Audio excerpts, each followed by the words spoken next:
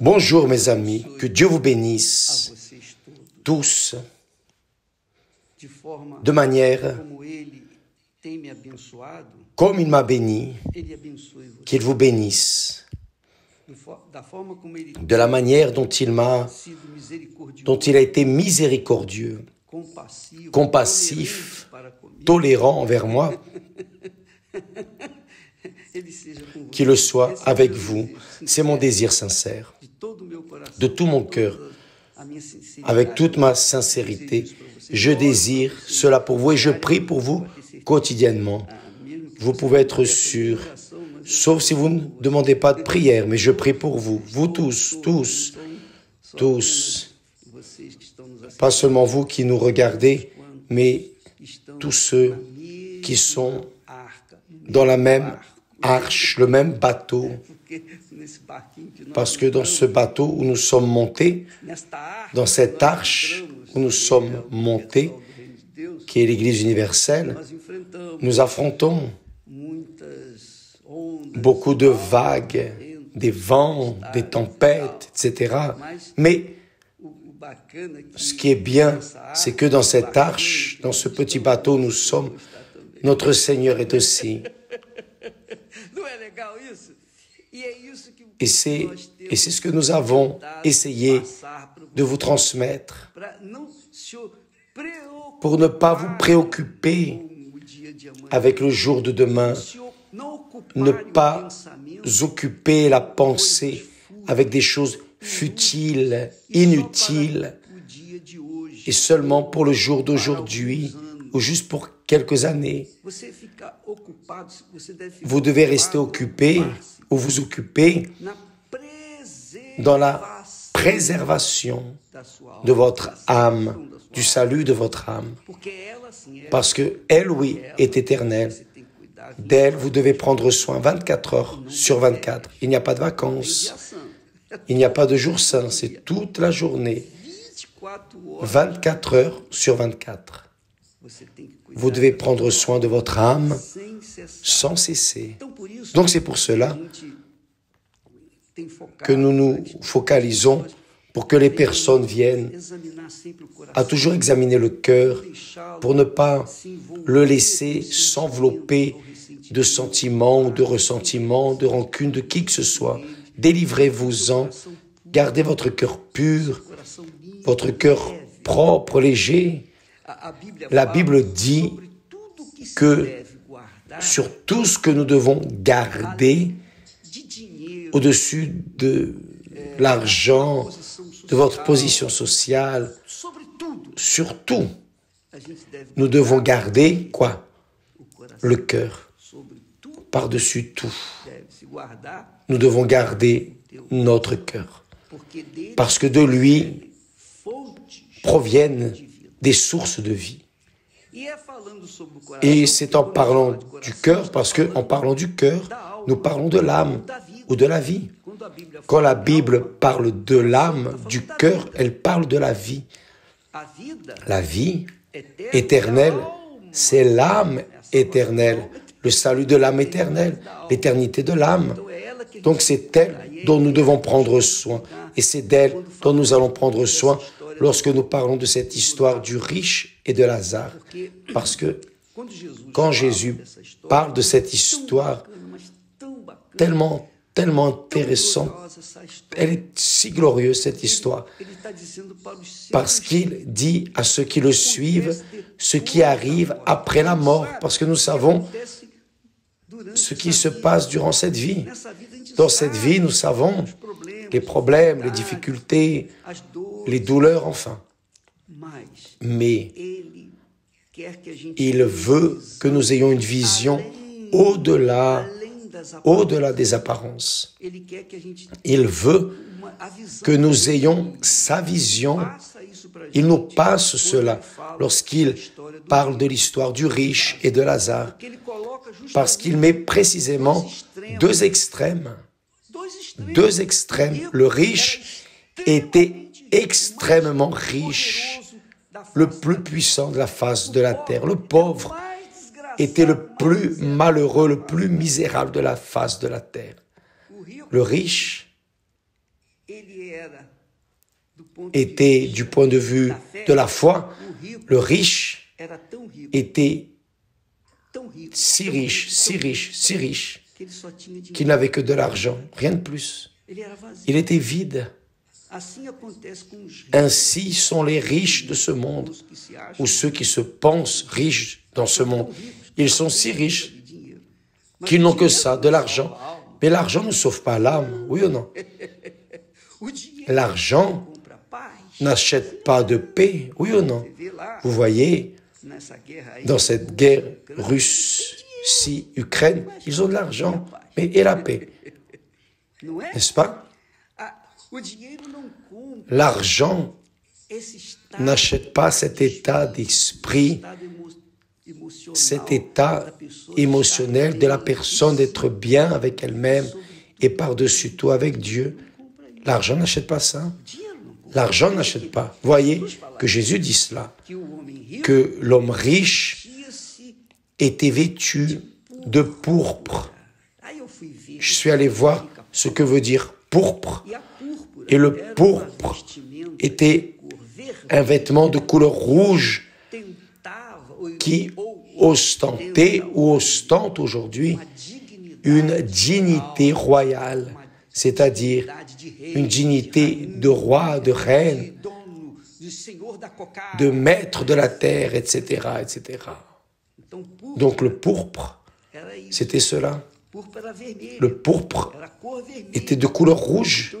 Donc, il mettait ce vêtement somptueux, comme disons les cardinaux, les rois, les princes, etc., etc., etc. Donc, le riche était ainsi. Il était vêtu avec ostentation. Il agressait la vision du pauvre avec cette ostentation. Son vêtement n'était pas seulement de pourpre, mais aussi de fin lin. Les vêtements, c'était des tissus très fins, légers, délicats, des choses de bébé, qui ne dérangent pas la peau. C'est très doux, le lin, fin. Imaginez ce qu'était ce fin lin. Je ne sais pas si nous en avons aujourd'hui, mais à cette époque, comme Jésus dit, c'était quelque chose d'extravagant. Et qui chaque jour menait, c'était pas un jour de la semaine, seulement les samedis, non. Chaque jour, de lundi à lundi, il menait joyeuse, une vie agréable, délicieuse, pleine, abondance. Il mangeait du bon et du meilleur. Il n'y avait rien que ses yeux voient qu'il ne pouvait avoir. Il n'y avait rien qu'il imaginait. Ah, je voudrais manger ceci ou cela. Il avait, parce qu'il était très riche. Très riche. Il était grotesquement riche. Et non seulement la vie était joyeuse, mais il vivait aussi de manière brillante, c'est-à-dire d'une forme, d'une manière admirable. Tout le monde l'admirait, tout le monde le jalousait, tellement était sa grandeur, sa manière de vivre chaque jour. Donc imaginez une personne riche avec ce profil que Jésus a tracé. C'est ainsi de nos jours. Vous vous rappelez, par exemple, ces personnes qui ostentent sur les réseaux sociaux des voitures, des avions, et des yachts, et des maisons, et des vêtements de marque, et des chaussures ainsi, des choses en or. Les cheikhs d'Orient ont des voitures faites en or, juste pour ostenter. Eh oui, Mes amis, ils sont si riches, qu'ils n'ont que cela. Ou plutôt, ils sont si pauvres qu'ils n'ont que cela. Donc, ils ne savent même pas quoi faire de leur argent. Alors, ils inventent, ils créent des choses pour essayer de rassasier l'âme, d'alléger la douleur de l'âme. Parce que s'ils étaient, ou plutôt s'ils sont puissamment riches, s'habillent de pourpre avec ostentation de fin lin et vivent joyeuse et brillante vie chaque jour. Cependant, leur âme est un vide malheureux. Et beaucoup finissent par mettre fin à leur vie parce qu'il n'y a pas de raison d'être. Beaucoup utilisent des drogues. Les drogues, ces drogues, ils consomment de la drogue pour essayer d'amenuiser, d'apporter juste un peu de paix à leur âme, mais ils n'y arrivent pas. Cette paix, Dieu la donne aux pauvres qui viennent à travers la foi. Voyez ce que Jésus dit. D'un autre côté de ce riche, de l'autre côté, nous avons un pauvre. Et le texte dit, le pauvre, un pauvre nommé Lazare, était couché à sa porte, couvert d'ulcères, et désireux de se rassasier. Tout ce qu'il voulait, c'était s'alimenter des miettes qui tombaient de la table du riche. Juste ça. Il voulait juste soulager un peu sa faim. Et même les chiens venaient, ces chiens qui sentent mauvais, pleins de puces, de poux, ces chiens errants venaient lui lécher les ulcères. C'était le cadre du pauvre. C'était la vision du pauvre qui contrariait radicalement la situation du riche. Donc Jésus cite dans cette parabole, ou plutôt, ce n'était pas une parabole, cela est arrivé en Babylone, quand Nabuchodonosor a envahi Jérusalem, emmené captifs ses habitants, et là, certains riches se sont faits. Certains, c'est arrivé avec ce riche ici. Mais c'est aussi beaucoup arrivé que beaucoup semblables à Lazare, misérables, pauvres, passant par des besoins. Il y avait donc deux situations. Ce qui existe dans le monde entier, il existe les riches mais très riches. Il existe les pauvres qui n'ont rien, disons. Bien. Maintenant, ce cadre que nous essayons de peindre pour vous, pour essayer d'imaginer, montre les deux côtés de la vie. Mais voyez bien,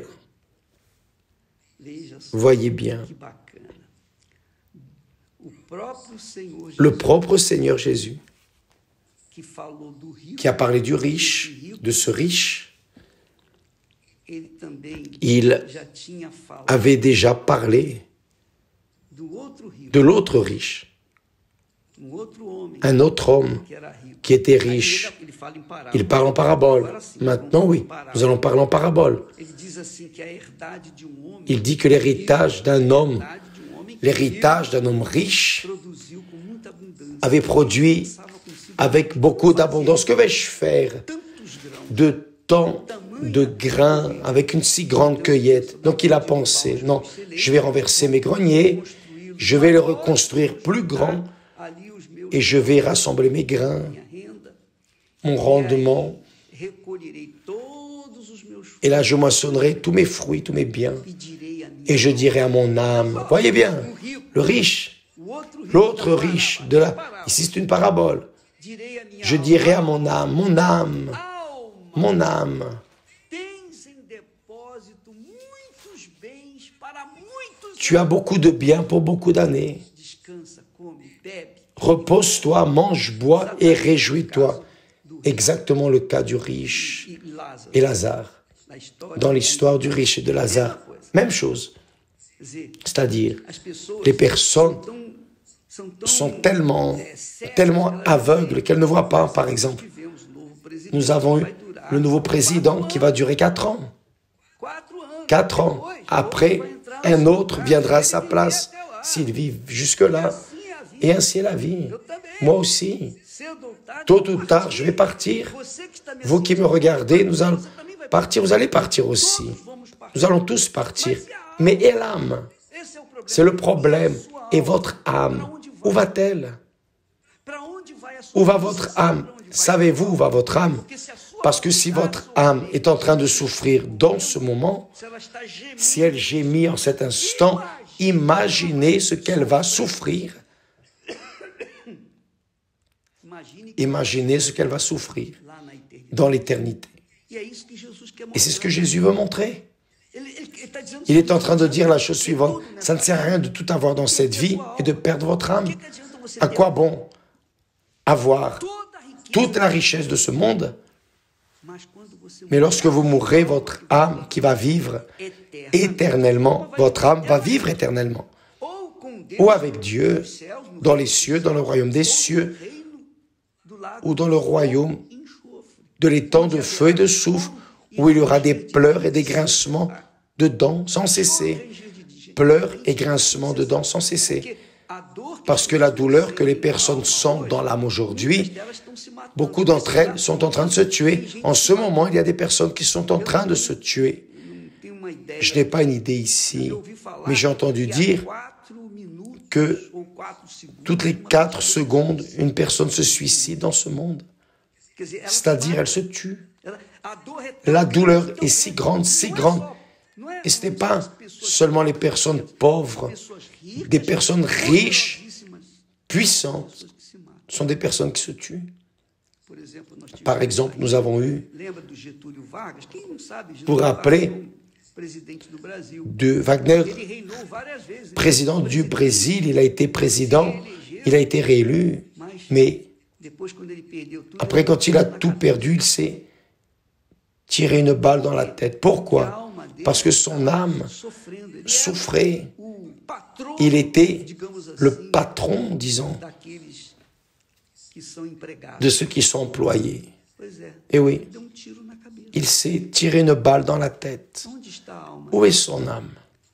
Donc, mes amis, ce que je veux vous dire, c'est que vous avez une âme dans ce corps, qu'il soit un corps parfait, musclé, un corps rempli de beauté, de richesse, de gloire, rempli de tralala, de vêtements très chers, de marques.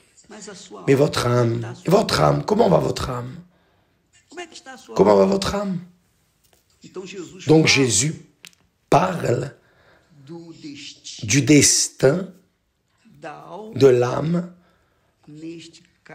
dans ce cas ici, du riche et de Lazare.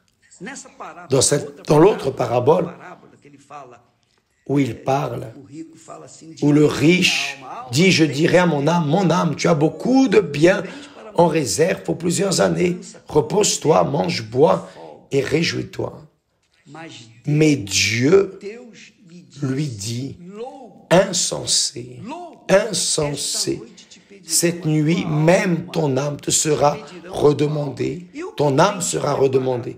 Est-ce que tu as préparé? Pour qui sera-ce? C'est-à-dire, vous allez tout laisser et votre âme va voyager. Où? Où? Vous qui me regardez, par le nom de Jésus, par l'Esprit du Seigneur Jésus, par la parole du Seigneur Jésus. Mes amis, l'âme, votre âme, n'a pas de prix. Elle vaut plus que tout ce que vous pouvez voir dans ce monde. Elle vaut plus que tout ce qui existe dans le monde. Donc, ce que Dieu veut, c'est que nous venions prendre soin de notre âme, évaluer, peser où va notre âme. Parce que, tout comme il a montré la richesse du riche et la pauvreté du pauvre Lazare, il montre aussi que le pauvre, lorsqu'il est mort, son âme est allée au ciel et celle du riche est allée en enfer. Et nous allons voir cela. Nous allons continuer à voir cela demain parce que nous avons beaucoup de choses à dire et méditer et raisonner pour essayer d'éveiller la foi qui sauve l'âme. Que Dieu vous bénisse tous et à demain au nom du Seigneur Jésus. Amen.